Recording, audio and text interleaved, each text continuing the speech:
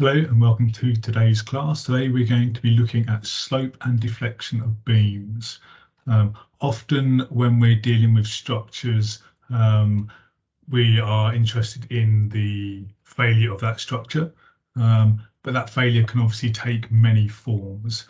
We generally think about material failure, have we exceeded yield, stress, is the part likely to plastically deform and so on. But also we need to think about elastic deformation. Is the part going to fail because it's deformed too much, or it has deformed in terms of its displacement, or also in terms of its slope? So we're going to use something called the direct integration method today, looking at slope and deflection of beams. This is one of two videos.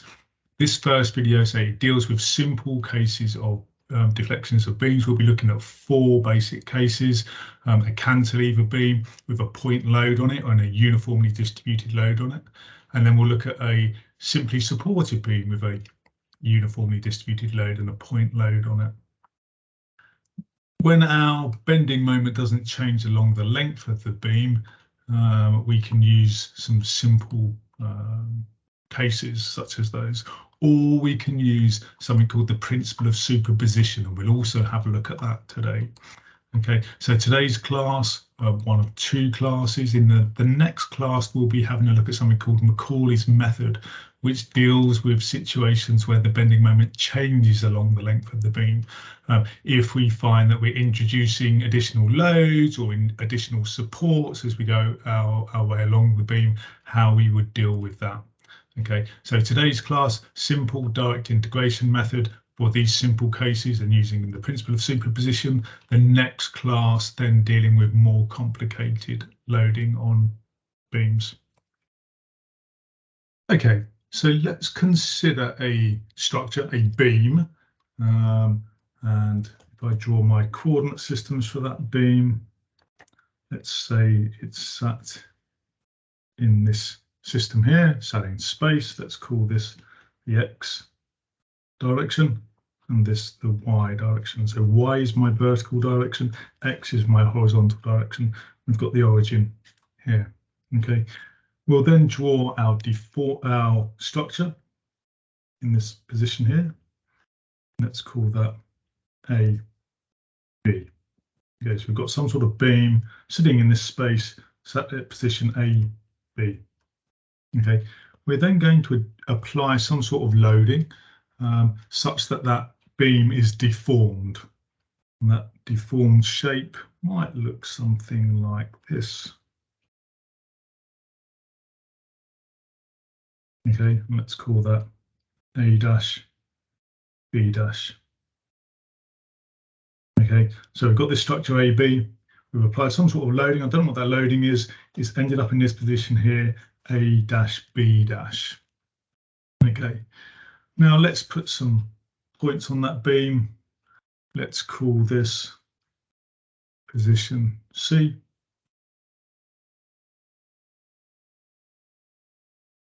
And let's call this point here position D. Okay, so at point C, we're interested in a couple of things. We're interested in the vertical deflection, how C has changed, what is Y.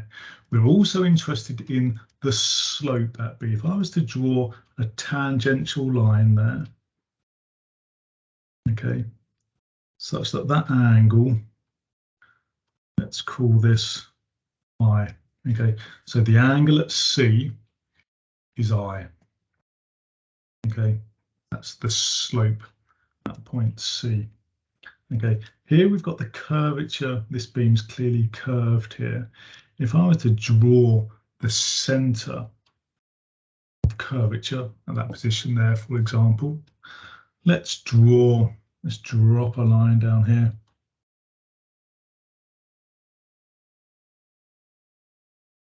Such that this angle here, the point C, would be the same, would be I. Okay, so there, this line here is parallel to point C, tangential to point C, and this line here is horizontal. And here this line is vertical and this line is tangential to point C. So clearly it's going to be the same angle.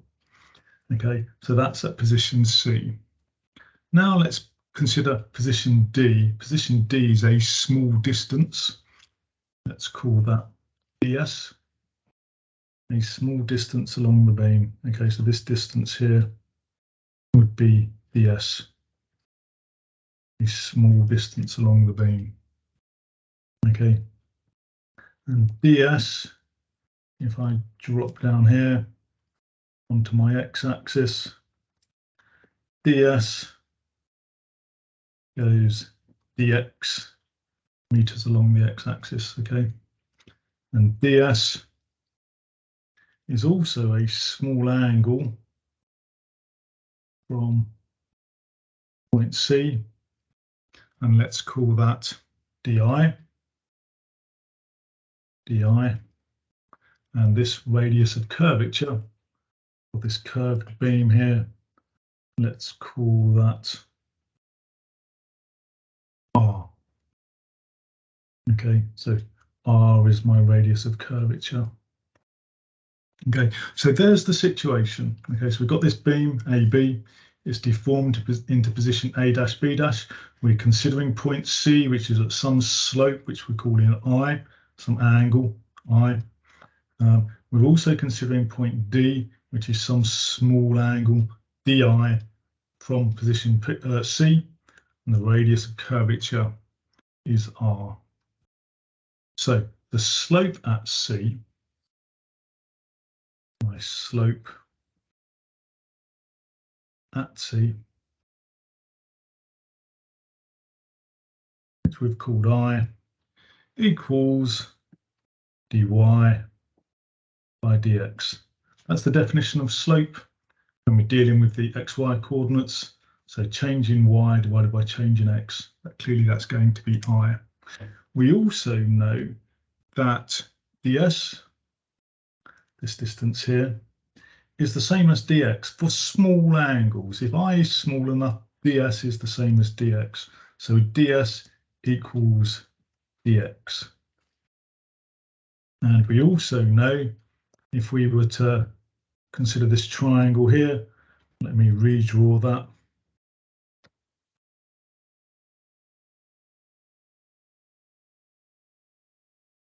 So I'm redrawing this triangle here.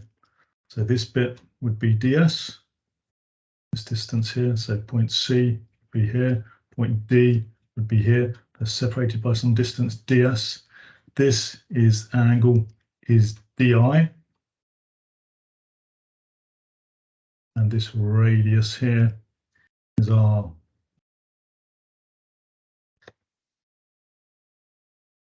Okay. Now we also know for small angles that dx equals r di equals r di. This length times by this angle is the same as this length for small angles. Okay, so ds equals dx equals r di, I equals dy by dx. So therefore we can say dx equals r di, dx equals r di, and I is dy by dx. So di equals, di by dx. I divide through by dx, divide through by r. I'm going to end up with 1 over r equals di by dx. Now, I is dy by dx, so therefore 1 over r is going to be equal to d by dx. And now instead of I, I'm going to write dy by dx, dy by dx. So 1 over r equals d squared y by dx squared. We're going to use that We're going to use the simple theory of elastic bending to figure out what our radius of curvature is so that we can relate that to the loading on the beam and the flexural stiffness of the beam. So we saw on the previous slide that 1 over r equals d squared y by dx squared. Okay, now we know from the simple theory of elastic bending that m over I equals E over R. Now, so therefore, if we rearrange that, we divide through by E, what are we going to end up with? We're going to end up with M over EI equals 1 over R. Okay, and we're going to plug that relationship there into the equation which we had on the previous slide. Okay, so 1 over R is the same as M over EI equals d squared y by dx squared. So m is my moment applied to my beam. Remember our situation, we had our beam AB here, and we've applied some sort of loading, some sort of moment to this beam such that it's deformed into this position here, A dash B dash. Okay, so m is my moment. EI is known as my flexural stiffness. E is the Young's modulus, the direct stiffness, the stiffness of the material, and I is the second moment of area, the stiffness of the section, the cross-sectional the second moment of area of the beam. Okay, multiply those two things together, it's known as the flexural stiffness. So m over EI equals d squared y by dx squared. Okay, d squared y by dx squared, that's the second derivative of the vertical displacement with respect to x. Okay, if we rearrange that, we end up with m equals EI d squared y by dx squared. Okay, and that is the fundamental equation which we're going to be using for slope and deflection of beam theory. Okay, my moment is equal to the flexural stiffness times by the second derivative of the vertical displacement of the beam. So m equals EI, the flexural stiffness, times by d squared y by dx squared. So we're going to consider several cases. We're going to write down an equation for m, an equation for the moment. And we know that's equal to EI d squared y by dx squared. Okay, so if we integrate it once with respect to x, we're going to end up with the equation integrated with respect to x. And we know we can relate that to dy by dx, which is the slope of the beam. If we integrate it again, we're going to end up with y, the deflection of the beam. Now, each time we integrate it, we're going to end up with a constant of integration. So we must look at our boundary conditions and work out what those constants of integration are. We can then plug those constants of integration back into our equations, and we'll end up with one equation for slope, dy by dx, and one equation for deflection, deflection, which is y. Okay, so let's consider each of those scenarios. Let's consider, first of all, a cantilever. So we've got our structure. Let's assume it's built in at this end. Okay, we can apply some loading onto that beam, W. It's built in at this end, so let's assume there's zero deformation at this end of the wall. Let's put some dimensions on there. Let's say this beam is L meters long. And our origin is going to be at this end, at the far end of the beam, such that if we were to say at this position here, which is xx, and that's x meters along the beam. Okay, so we have travelled x meters from the origin to position xx. We're going to write down an equation for m, the moment, and we're going to equate that to this scenario here. Okay, so imagine you're at position XX, you're looking left and you want to write down the moment. Okay, so the moment at position XX, that's equal to, we're at this position here, looking left, what moments do we have? Well, that's a force times by a distance. The forces to the left of position X are W, actually minus W because it's acting downwards, minus W. Okay, and that is X meters away. You've got X meters along the beam. Okay, so minus WX, that's the moment at that position. Now, we know that that's equivalent to EI d squared y by dx squared. So we're simply going to say that EI d squared y by dx squared is equal to minus WX. Okay, it's equal to my moment. Okay, what we're going to do now, if we integrate that with respect to x, we're going to end up with dy by dx on this end of the, on this side of the equation. E and I, we're assuming E and I are not functions of x. Okay, the material doesn't change as you go along the length of the beam. The section doesn't change as you go along the length of the beam. It's not a tapered beam or anything like that. E and I is simply a number. Okay, EI is simply a number. So if we integrate this side with respect to x, we're going to end up with EI dy by dx. Now, dy by dx, remember from our first slide, is our slope. And that's equal to, we now get, if we've integrated this side with respect to x, in order to keep our equal sign, we must also integrate this side with respect to x. So minus wx becomes minus wx squared upon 2 plus a, some constant of integration, which we're going to call a. Okay, so let's call this equation number 1.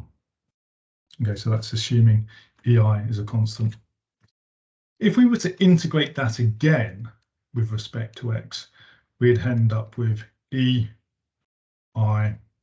y. Y is my vertical deflection, remember, is equal to, we must integrate this side with respect to x, so that becomes minus wx cubed over 6 plus ax plus b. And we'll call that equation 2. So we've integrated this term here with respect to x, that becomes minus wx, we raise the power by 1, minus wx cubed, put the 3 on the bottom, 3 times by 2 on the bottom, that's 6. So that's minus wx cubed over 6.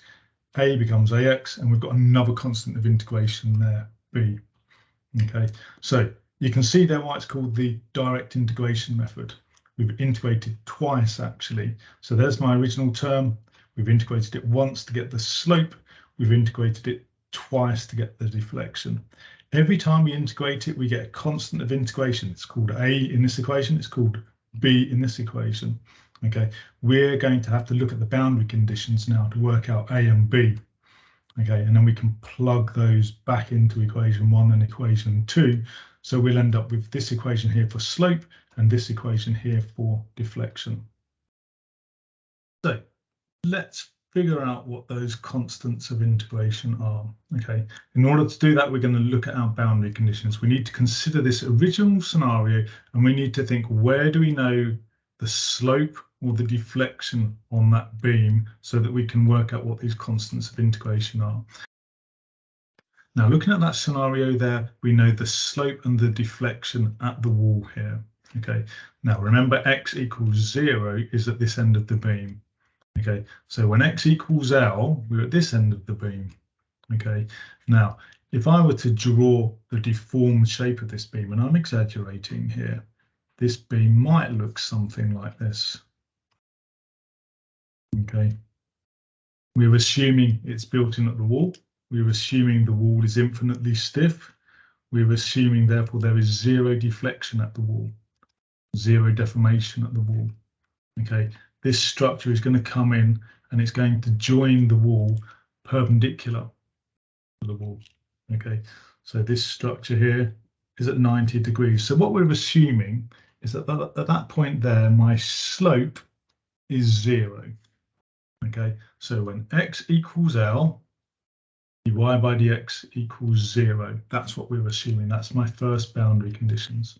Okay, and if I were to write that down mathematically, what I would say is when x equals L, dy by dx equals 0. We know that. There's our first boundary condition. Our second boundary condition, again assuming that this wall is infinitely stiff, when x equals L, so again we're at the wall, the deflection is also 0. The beam, we're not expecting that to move in the y direction. Okay, so my second boundary condition is when x equals L, y equals 0. Okay, so two boundary conditions, two unknowns. We can work out what those unknowns are. Okay, so the first equation we're going to look at is this one here. This is our simplest equation. It only has one unknown in it, A. This one's got two unknowns, A and B in it. So let's work out this one here first. Okay, one unknown, A. So that has got slope in it. So we're going to look at this boundary condition here, which has got something to do with slope. Okay, so when x equals L, dy by dx equals 0. So we're going to take equation 1. Okay, so from 1, what are we going to say? E I dy by dx equals minus wx squared over 2 plus a.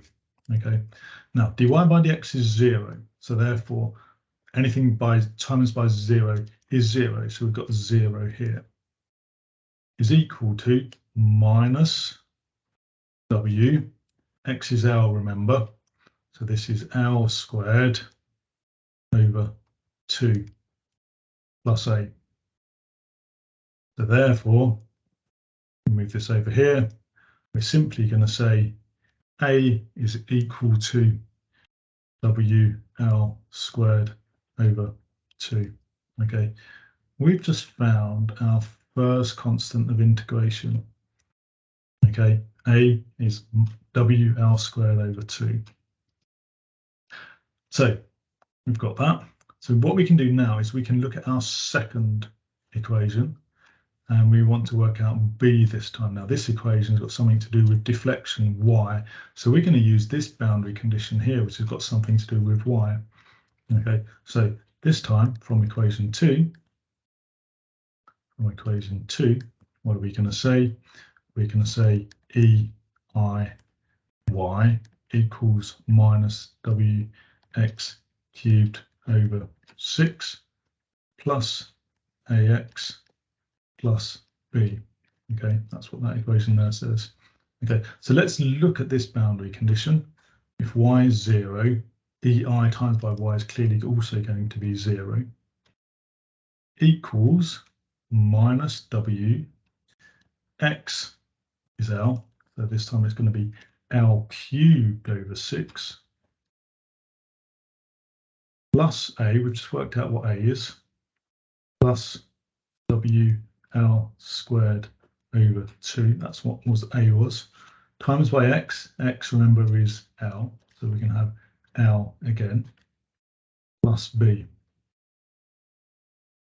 Okay, so we're going to end up with 0 equals minus WL cubed over 6 plus WL cubed over 2 plus B. Okay, if we work out what that is, we've got minus WL cubed over 6 plus, let's put 6 on the bottom there, so we're going to need to times that by 3, so therefore we need to times the top by 3, so we're going to end up with 3WL cubed over 6 plus B. Okay, so you've got 1/6 minus 1/6 plus 3/6, so that gives you 2/6. Move it over here, we're going to end up with minus 2/6, which is equal to minus 1/3.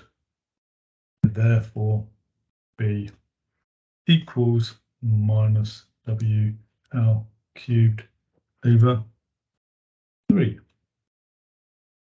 Okay, so we've worked out A there by looking at that first boundary condition.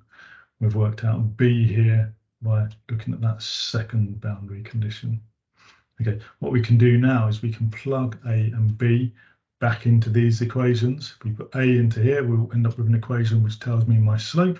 If we put A and B into here, we can end up with an equation which tells me my deflection. Okay, so let's do that. We saw on the previous slide that E, I, Y is equal to minus W x squared over 6 plus AX plus B. Okay, and we called that equation 2. We've just worked out what A and B are. Okay, so we can say therefore that EIY equals minus WX squared over 6. A, we've just said, what did we say for A? A was equal to WL squared over 2, and B we said was equal to minus WL cubed over 3. So let's put A in here. Okay, so this is A. Okay, so we've got plus WL squared over 2 times by X. And let's also put B in here. So B is minus WL cubed over 3. Okay, so we've got an equation there, or we can work out what the deflection is, what Y is. Okay, so therefore Y is equal to, we'll divide through by EI, so 1 over EI, lots of minus WX squared over 6 plus WL squared X over 2 minus WL cubed over 3. Okay, so this will tell me the deflection of that beam anywhere on that structure. If I put in the value for X, it will tell me what is the position, the vertical deflection of that beam, given the flexural stiffness. Clearly, it's inversely proportional to the flexural stiffness. If the flexural stiffness goes up, the deflection comes down. If the flexural stiffness goes down, the deflection is going to go up. Okay. Now, often, what we were interested in with the scenario that we were considering, which is a cantilever beam, remember, with a point load on the end of it, cantilever beam, with a point load on the end of this. We're often interested in what is the maximum deflection of the beam. Now remember, x equals 0 was at this end of the beam. Okay, there was my origin. Okay, it was here. Okay, so let's put x equals 0 into this beam, and we should get the maximum deflection, because the maximum deflection is clearly going to be when x equals 0 at the end of the beam. Okay, so y max is equal to 1 over EI times by, if x is 0, this term is 0. X is 0, this term is 0.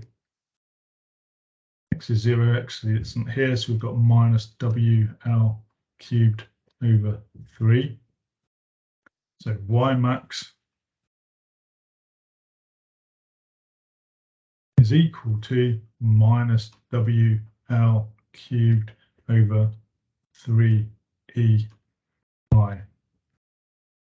Okay, my vertical deflection of this beam, minus because it's acting downwards, negative deflection. It's proportional to W, it's proportional to the length cubed, and it's inversely proportional to the flexural stiffness. So we've worked out our deflection. This equation here tells me the deflection anywhere on the beam. We've also worked out the maximum deflection. What we could potentially also be interested in is the slope. of the beam? What is the slope in a particular location? So let's go back to the previous slide and let's look at equation number 1 here. Equation number 1 told me the slope, had something to do with the slope on the beam. Okay, so let's write that down. Okay, so let's draw a line under that. And what are we going to say? We're going to say from equation 1,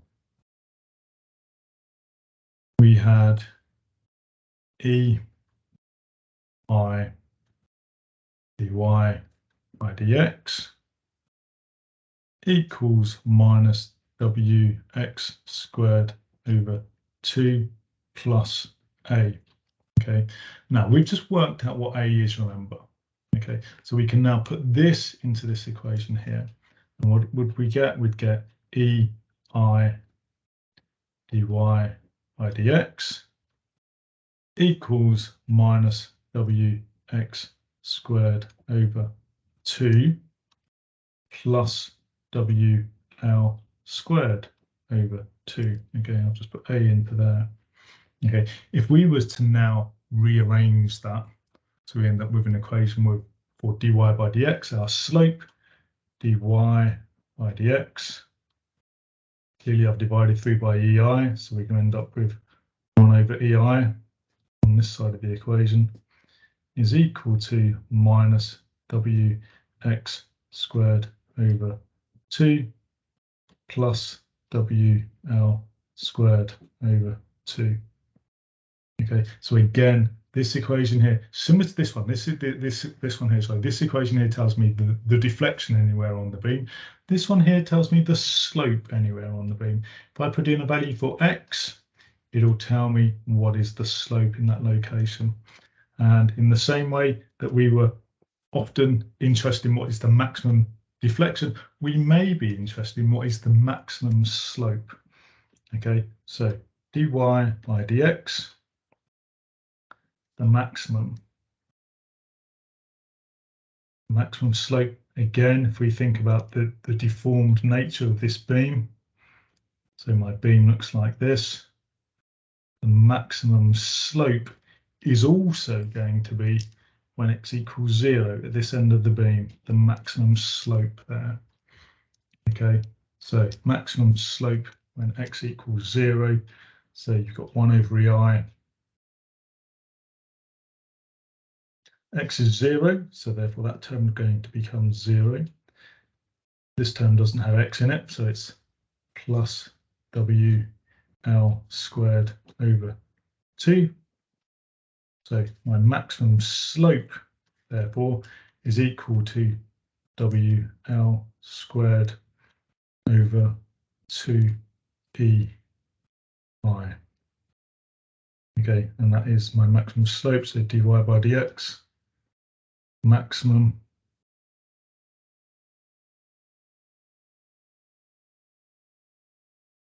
we've worked out my maximum slope. Notice that is positive, and that's just sign convention. Okay, so a positive slope can go from left to right is upwards. Okay, when my slope is 0, clearly that's going to be a horizontal line. My slope, so this would be a positive slope, this would be a 0 slope, and this would be a negative slope. So a negative slope is when we're acting downwards from left to right. Okay, so positive left to right, so upwards left to right is a positive slope. 0 would be a horizontal line, and a negative slope would be going from left to right downwards. Okay, so my maximum deflection, given that you want my maximum slope given by that equation there. Okay, so we have considered the case of a cantilever beam with a point load on the end of it. A cantilever beam built in at this end, a point load on the end of it, and my deformed structure, we said, would look something like, my deformed structure would look something like this.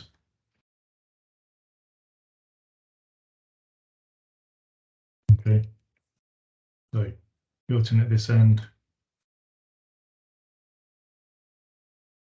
and we said the origin was here. X equals 0, let's hit this end here. So X is here, and this, remember, was of length L. So we went X meters along the beam. We wrote down an equation for the moment of that position, XX. And we said that was equal to, my moment is equal to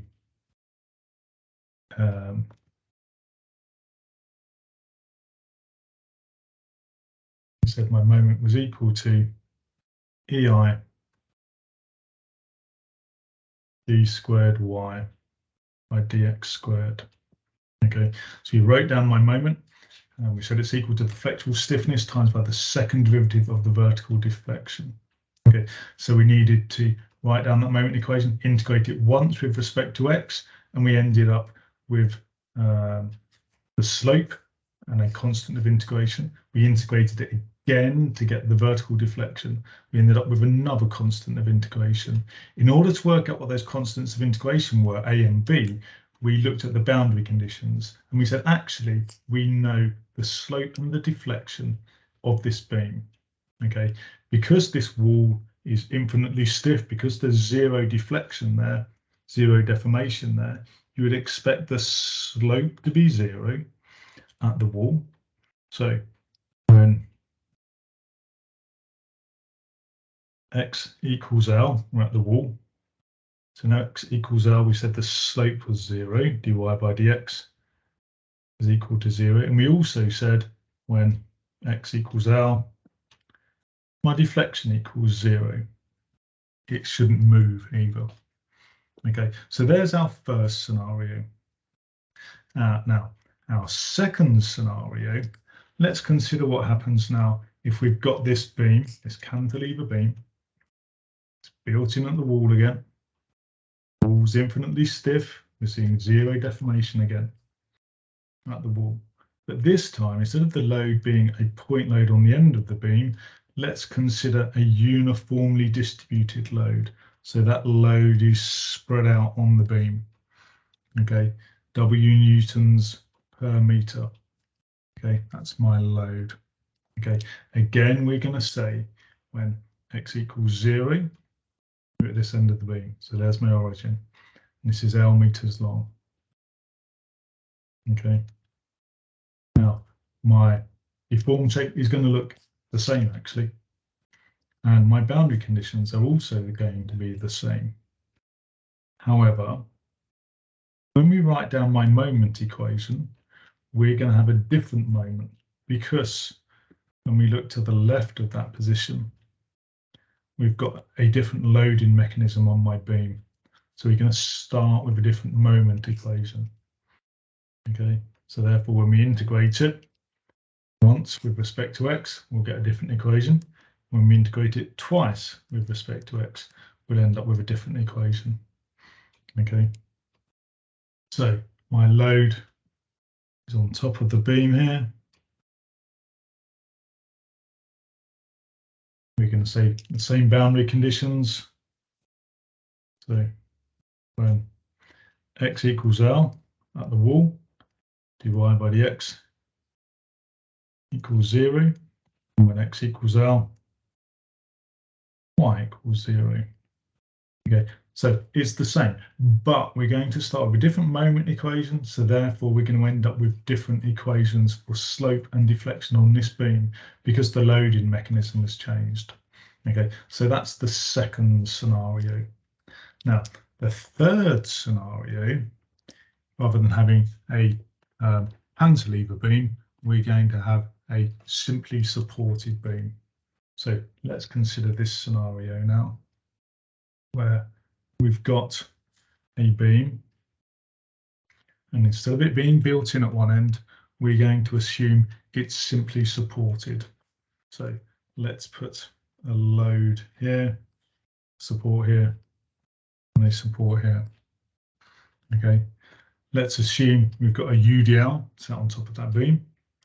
So we've got a UDL, uniformly distributed load, set on top of that beam.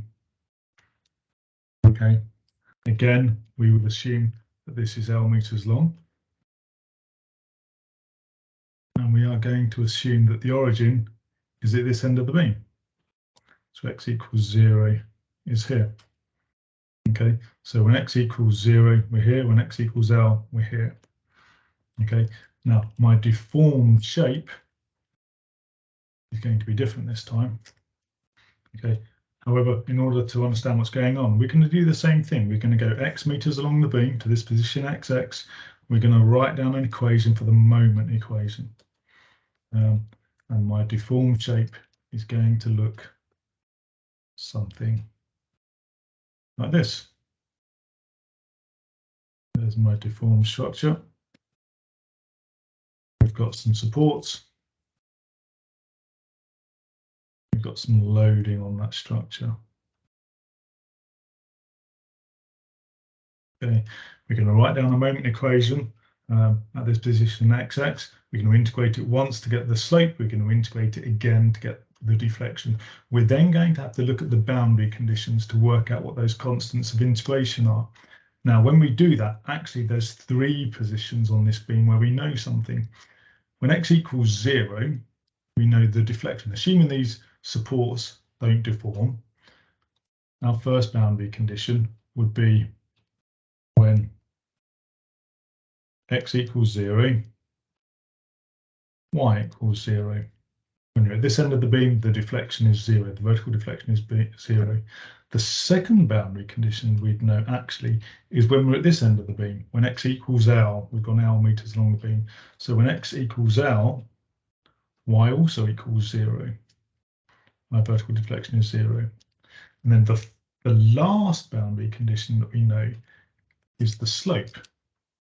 And actually, if this is symmetrical, this beam doesn't change with material section as we go along the beam, and the loading is symmetrical, it's evenly spread out, and the supports are symmetrical. Actually, the deflection you would expect to be 0 in the middle is completely symmetrical. Okay, so if this is L meters long, when you're in the middle of the beam, you must be L over 2 meters along the beam. Okay, so x equals L over 2. When x equals L over 2, dy by dx is equal to 0. Dy by dx is equal to 0. Okay, so actually you've got 3 boundary conditions that you know in order to work out those 2 unknowns. Okay, and I want you to work your way through that and work out in the same way how you can calculate the slope and the deflection for this beam. So there's our 3rd scenario. Okay, and then finally, our 4th scenario is the same.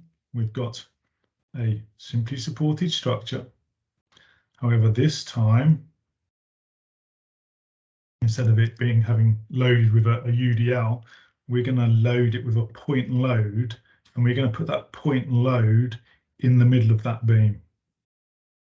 Okay, so you end up with that point load there.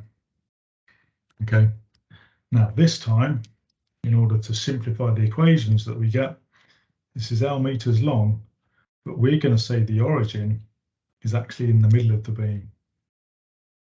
Okay, we're going to say the origin is there, X.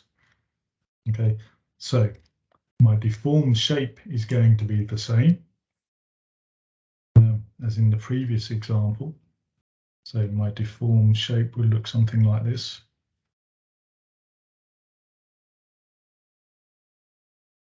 But this time, there's my support, there's my second support, there's my loading there, W. My boundary conditions this time, again, we've got 3. But my boundary conditions are when x equals minus L over 2, so we're here, minus L over 2, y equals 0. My second boundary condition would be when x equals L over 2, y equals 0. You're going to be, x is L over 2, so you're going to be there, my vertical deflection is 0. And my final boundary condition, in the same way in the middle of the beam, we would expect the slope to be 0.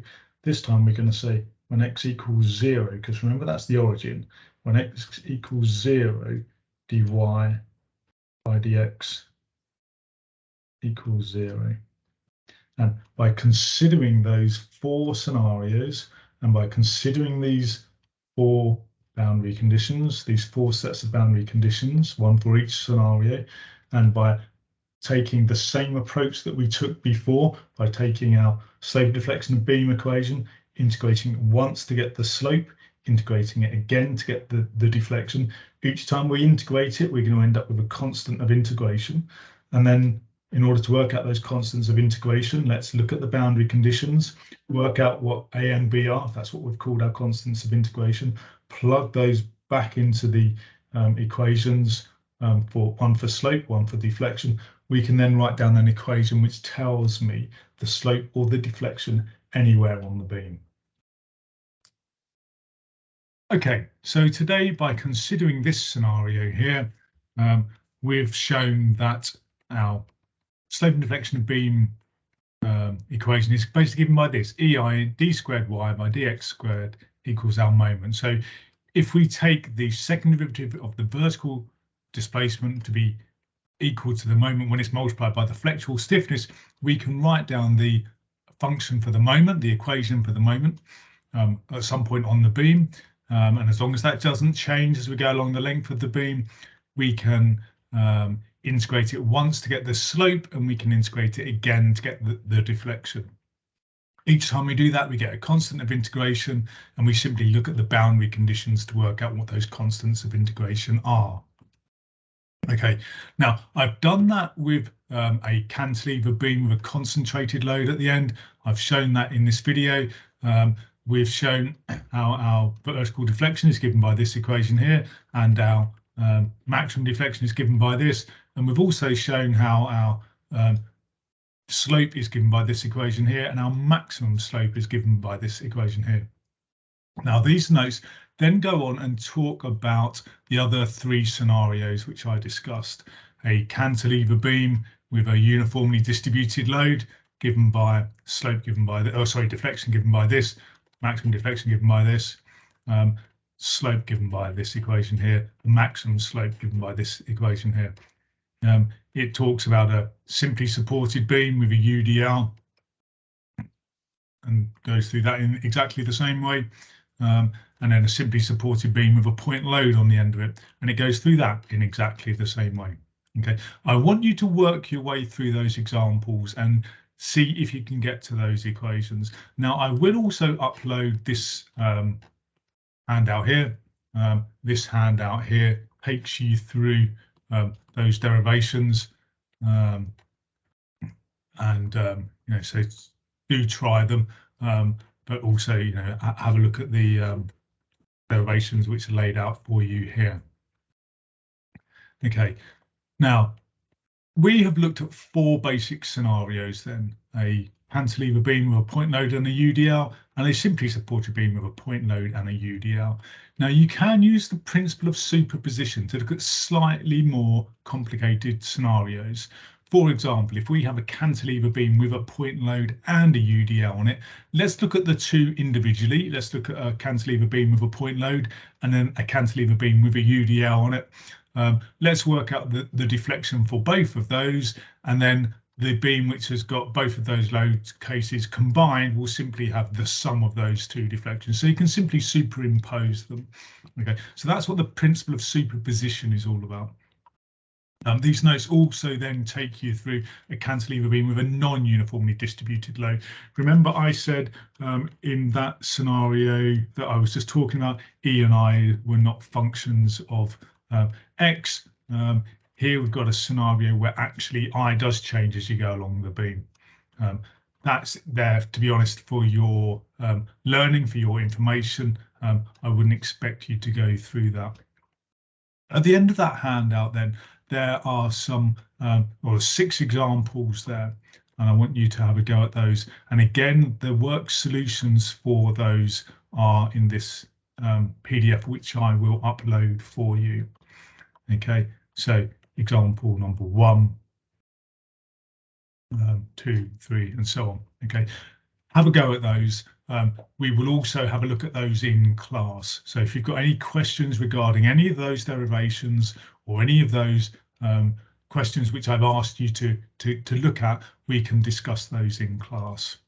Okay, what this handout then goes on to talk about is Macaulay's method, and we'll have a look at that next time. What Macaulay's method does, it looks at a beam where the moment is not constant. Notice in the previous examples, we've been able to write down a moment equation which is constant all the way along the beam. The moment equation doesn't change. So therefore we can integrate it once, get the slope, integrate it again to get the deflection.